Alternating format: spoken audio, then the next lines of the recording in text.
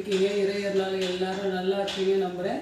இன்றைக்கி நம்ம வீட்டில் பிசி வேலை பாத்து செய்யலாம். வாங்க நம்ம ஈஸி மெத்தடில் பண்ணலாம். குக்கரில் இது ட்ரெடிஷ்னலாக பண்ணோம், பாத்திரத்தில் வைக்கணும். நம்ம இப்போ ஈஸியாக பண்ணலாம். வாங்க. எந்த கப்பில் நீங்கள் மெஷர் பண்ணுறீங்களோ ரைஸு, அதே கப்பில் தான் நீங்கள் பருப்பையும் நீங்கள் மெஷர் பண்ணணும். பார்த்துங்க, ரெண்டும் சேர்த்துடலாம். நம்ம கம்மியாலாம் சேர்க்கக்கூடாது, ரெண்டும் சேமாக இருக்கணும். நல்லா வாஷ் பண்ணி ஊற வச்சுருக்கேன் நான். அந்த வெஜிடபிள்லாம் கட் பண்ணுறதுக்குள்ளே இது ஊறினா கொஞ்சம் சீக்கிரமாக ஆகும். அதுக்காக வாஷ் பண்ணி ஒரு கப்பு, இந்த கப்பில் நான் 3/4 கப்பு ரைஸும் 3/4 கப்பு பருப்பும் எடுத்துருக்கேன், துவரப்பருப்பு. அவ்வளோதான். இதோட இப்போ நம்ம என்னென்ன சேர்க்கலாம்னு பார்த்துக்கலாம். ஒரு கேரட் சேர்க்கலாம். நான் 2 கேரட் துருவி வச்சுருக்கேன். ஒரே ஒரு கேரட் சேர்த்துக்கலாம். ஒரு பீன்ஸ், ஒரு 10 பீன்ஸு. இது நூக்கல் ஒரு நூக்கல். இதோட பச்சை பட்டாணி, இது ஒரு 50 கிராம் சேர்த்துக்கோங்க. இதோட ஒரு பெரிய பூண்டு ஒரு 2 எடுத்துக்கோங்க. சாம்பார் ஆனியன் இது கூடவே சேர்த்துடலாம். இப்போ நம்ம தண்ணி வைக்கணும். பாருங்கள், மீடியம் சைஸ் தக்காளி நான் 2 போட்டிருக்கேன், நீல வாக்கில் கட் பண்ணி. இப்போ நம்ம தண்ணி வைக்கணும் இதுக்கு. அதாவது 3/4 + 3/4 1.5 ஆயிடுச்சு. இப்போ நம்ம தண்ணி வைக்கலாம். 2 ஊற்றியாச்சு. 3 4. இப்போ நம்ம குக்கர் ஏற்றிடலாம். ஸ்டவ் ஆன் பண்ணிக்கலாம். இது அப்படியே ப்ளைனாக நம்ம சேர்த்தோம்னா நம்மளுக்கு உப்பு வெஜிடபிள் எல்லாம் உரைக்காது. அதனால் நம்மளுக்கு எவ்வளோ உப்பு தேவையோ அந்த அளவுக்கு சிம்பிள். பாருங்கள், உப்பு கொஞ்சம் இதில் முதல்ல சேர்த்துடலாம். அப்புறம் நம்ம பார்த்து சேர்த்துக்கலாம். ஃபஸ்ட்டு இதில் டேஸ்ட்டுக்காக உப்பு சேர்த்துருங்க.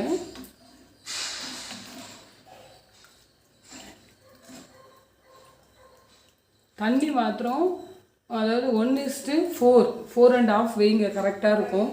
க்ளீனாக இருக்கணும். வாட்ரு வந்து நம்ம எப்பவுமே எல்லாத்துக்குமே 1:2 வைப்போம். இங்கே வந்து 1:4.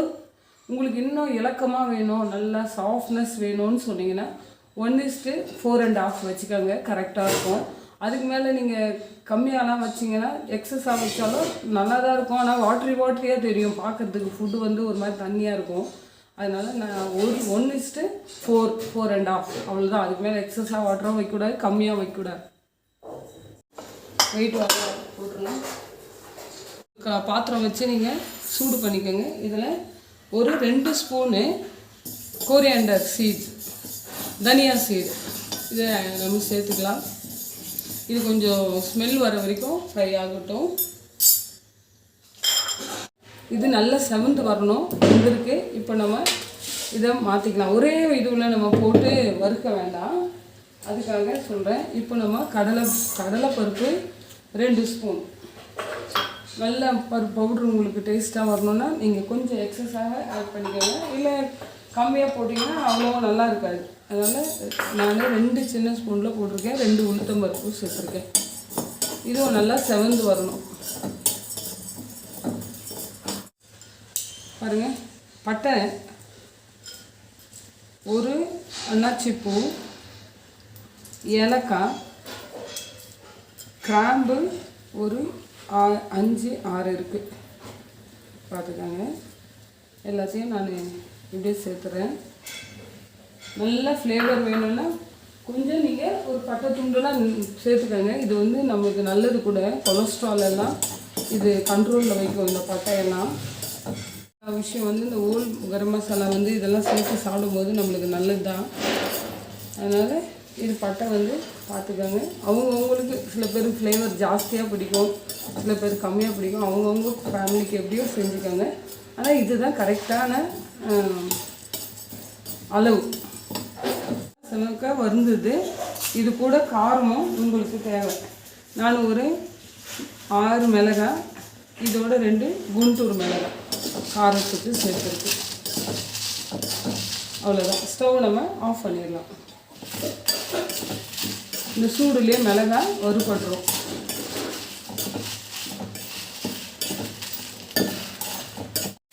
உளுத்தம்பருப்பு, கடலைப்பருப்பு, தனியா, மிளகாய், ஏலக்காய், பட்டை, லவங்கம், அன்னாச்சிப்பூ, அது ஜாதி பத்திரி உங்களுக்கு வேணும்னா சேர்த்துக்கோங்க. நான் ஒரே ஒரு பீஸ் சேர்த்துருக்கேன், அவ்வளோதான். இது ஆறுனதும் நைஸாக நம்ம பவுடர் பண்ணிட்டு வரணும். இருக்கிறத எல்லாத்தையும் இதோட சேர்த்து மிக்சியில் ஒரு நைஸ் பவுடராக அரைச்சிட்டு வந்துடலாம். பவுடராக அரைக்கணும், பேஸ்ட் இல்லை, அரைச்சிட்டு வரோம். ஆயில் சேர்க்கலாம் பாருங்கள். ஒரு இந்த குடிக்கடலை 1.25 சேர்த்துருக்கேன்.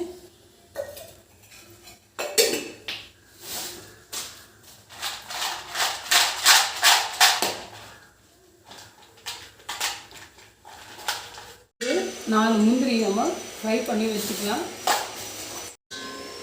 இதை எடுத்துவோம். நம்ம இதோட கொஞ்சம் கடுகு சேர்க்கலாம். இதோட ஒரு பிஞ்சு சீரகம்,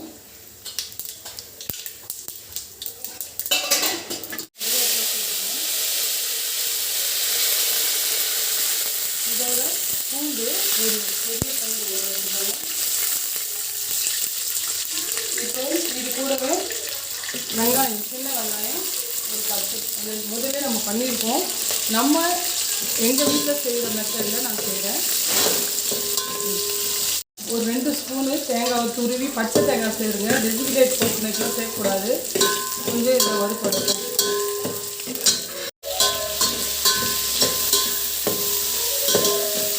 ஸ்பூனு ஜாகரி வெல்லம் சேர்த்துக்கலாம்.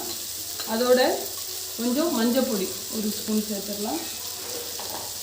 இப்போ நம்ம கரைச்சி வச்சுருக்க, அதாவது அந்த ஒரு நெல்லிக்காய் சைஸு புளியை இப்படியே நம்ம கரைச்சி சேர்த்துடலாம்.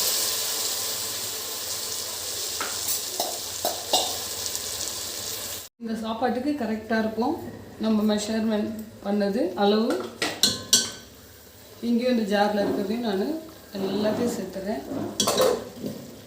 ஒரு நல்ல பர்ஃபெக்டான உங்களுக்கு சாப்பாடு வேணும்னா இப்படி தான் செய்யணும். இந்த மெத்தடில் நான் குக்கர்லேயே ஆனியன், பூண்டு, தக்காளி சேர்த்துருக்கேன். இங்கேயும் சேர்த்துருக்கேன். ரொம்ப சூப்பராக இருக்கும். கொஞ்சம் அந்த ரா ஸ்மெல் போகணும் இல்லைங்களா, அதுக்காக ஜாஸ்தி வேண்டாம் சேர்த்துக்காங்க. நான் ஹாட் வாட்டர் தான் சேர்க்குறேன். எப்போவுமே சுட தண்ணி இந்த சாப்பாடு செய்யும்போது கொஞ்சம் ஹாட் வாட்டர் சூடு பண்ணி கூட வச்சுக்கோங்க. நீங்கள் கோல்டு வாட்டர்லாம் ஆட் பண்ணக்கூடாது. சாப்பாடு டோட்டலாக ஸ்பாயில் ஆகிடும். ப்ளஸ் தண்ணியாக இருக்கும், டேஸ்ட்லாம் உங்களுக்கு கிடைக்காது. எந்த சாப்பாடு செய்ய போனாலும் நீங்கள் ஹாட் வாட்டர், உங்களுக்கு பிகினராக இருந்தால், சில பேருக்கு செய்ய வராதுன்னா கொஞ்சம் ஹாட் வாட்டர் கூட வச்சுக்கோங்க. சேர்க்குறேன்.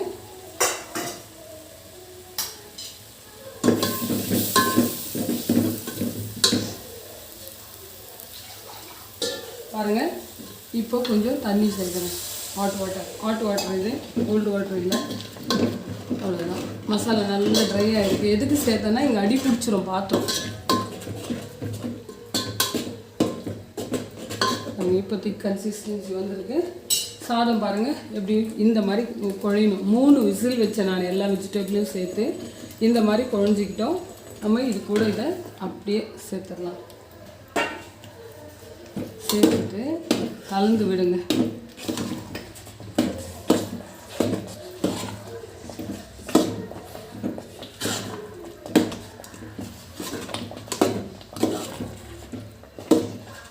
அவ்வளோதான், இது ரெடி ஆகிடுச்சு பாருங்கள். உங்களுக்கு பார்த்தாலே தெரியும். இதுக்கு மேலே நீங்கள் தண்ணியெலாம் சேர்க்குறதுன்னு அவசியமே இல்லை. சுட சுட நீங்கள் இப்படியே எடுத்து எல்லாருக்கும் சர்வ் பண்ணலாம். உப்பு மாத்திரம் நான் கொஞ்சம் பார்த்துறேன்.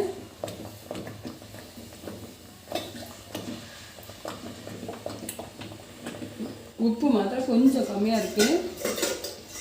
உப்பு கொஞ்சமாக சேர்த்துறேன். அவ்வளோதான், ரெடி. பிசிபேலை பார்த்து ரெடி. பாருங்கள் எப்படி இருக்கும், ஹோட்டல் ஸ்டைல் மாதிரியே இருக்கும். இது சூப்பராக. நீங்கள் கீ சாப்பிட்றவங்க கீ வேணால் போட்டுக்கோங்க. நான் சர்வ் பண்ணும்போது போடுறேன். இருக்குது பிசிபேலை பார்த்து நான் எங்கள் வீட்டில் எப்படி செய்கிறேனோ அந்த மெத்தடில் செஞ்சு காமிச்சிருக்கேன். நீங்கள் கண்டிப்பாக எல்லோரும் ட்ரை பண்ணுங்கள். சூப்பராக இருக்கும். ஹோட்டலை விட இது ரொம்ப சூப்பராக இருக்குது. நான் சாப்பிட்டு பார்த்தா சொல்கிறேன். இது வரைக்கும் பொறுமையாக பார்த்தவங்க அத்தனை பேருக்கும் தேங்க்ஸு.